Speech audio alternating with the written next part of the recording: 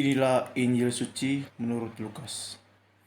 Pada hari Sabat, sesudah Yesus dimakamkan, dua orang dari murid-murid Yesus pergi ke kampung bernama Emmaus, yang terletak kira-kira 7 mil jauhnya dari Yerusalem.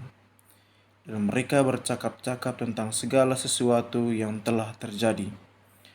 Ketika mereka sedang bercakap-cakap dan bertukar pikiran, datanglah Yesus sendiri mendekati mereka, lalu berjalan bersama-sama dengan mereka.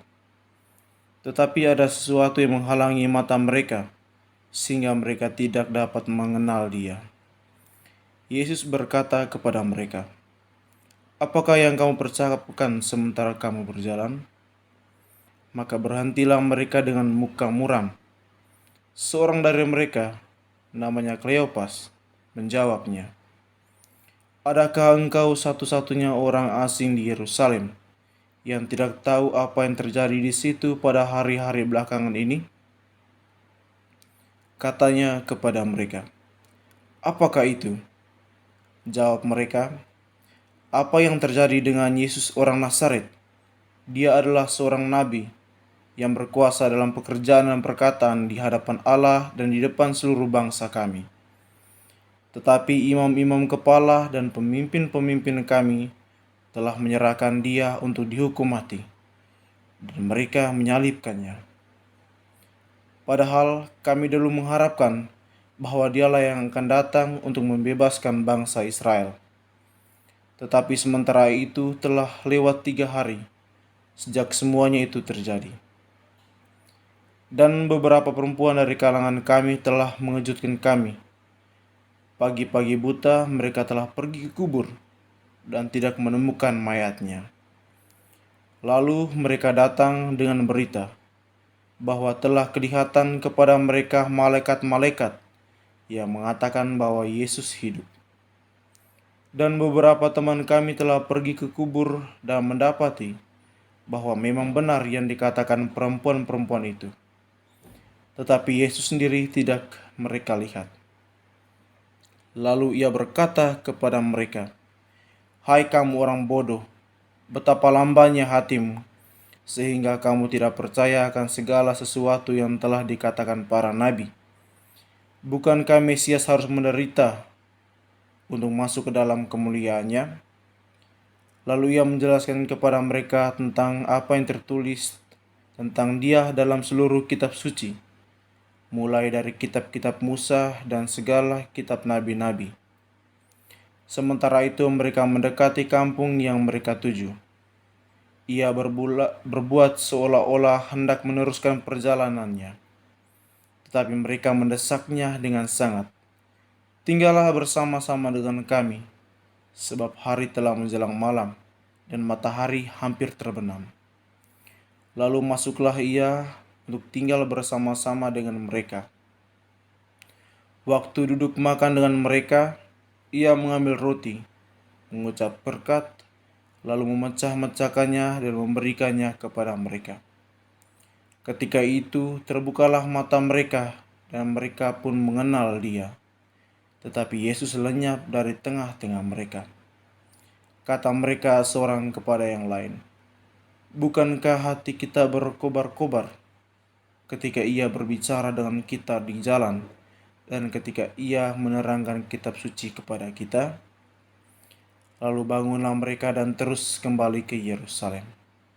Di situ mereka mendapati ke-11 murid itu. Mereka sedang berkumpul bersama-sama dengan teman-teman mereka. Kata mereka kepada kedua murid itu, "Sungguh, Tuhan telah bangkit dan telah menampakkan diri kepada Simon." Lalu kedua orang itu pun menceritakan apa yang terjadi di tengah jalan dan bagaimana mereka mengenal Yesus pada waktu ia memecah-mecahkan roti. Demikianlah sabda Tuhan. Sahabat Verum Domini yang terkasih dalam Yesus Kristus, salam jumpa dan salam bertemu kembali dalam Renungan Verum Domini edisi hari Rabu 20 April 2022. Saudara-saudara yang terkasih dalam Yesus Kristus, kita tentu saja masih dalam semangat kebangkitan Kristus. Remah-remah Paskah masih sangat kental. Sukacita kebangkitan Yesus menjadi suatu keyakinan terhadap janji Allah yang tidak akan sia-sia akan keselamatan kita. Kematian Yesus di atas kayu salib dalam teologi Injil Yohanes dilihat sebagai saat di mana anak manusia sedang ditinggikan oleh Bapa. Pada akhirnya, melalui kebangkitan, keselamatan kita berpuncak. Kebangkitan menjadi sukacita bersama, karena melalui kebangkitanlah iman kita menjadi nyata. Peristiwa salib Yesus tanpa adanya kebangkitan tidak akan menjadikan kita sebagai orang-orang Kristen pada hari ini. Oleh karena itu, kita akan melihat kisah Emmaus sebagai titik pijak atau pijakan refleksi kita untuk menyikapi iman kita kepada Yesus seperti yang dibesarkan dalam Injil hari ini. Sekilas, kita dapat melihat dengan sangat mudah bahwa kedua murid tersebut sangat kecewa. Apa yang mereka kecewakan? Tentu saja kematian Yesus yang sangat mengenaskan, memalukan, bahkan tidak manusiawi. Orang yang mereka banggakan dan kelak akan mereka tinggikan dengan menjadikan raja, kini sudah mati dengan sangat mengenaskan. Padahal, salib adalah saat yang sangat mulia bagi Yesus Kristus, sebab ia sedang ditinggikan oleh Bapanya sendiri. Kekecewaan mereka juga tidak dibarengi dengan kenyataan bahwa pada saat peristiwa salib, mereka tidak ada bersama dengan Yesus. Tidak ada satupun murid yang menemani Yesus hingga kematiannya, selain daripada Yohanes, Maria ibu Yesus, dan beberapa orang lainnya. Mereka kecewa, tapi juga takut jika harus mati bersama-sama dengan Yesus. Apakah itu murid yang didambakan sebagai seorang Kristen? Sahabat Verum Domini yang terkasih dalam Yesus Kristus, dari kisah kedua murid yang pulang kampung akibat terlampau kecewa, kita belajar untuk menjadi murid yang berani mengambil risiko bersama Sang Guru. Kekecewaan mereka justru mendapat balasan yang sempurna dari Yesus sendiri. Melalui mereka berdua, pewartaan tentang kebangkitan semakin diperluas.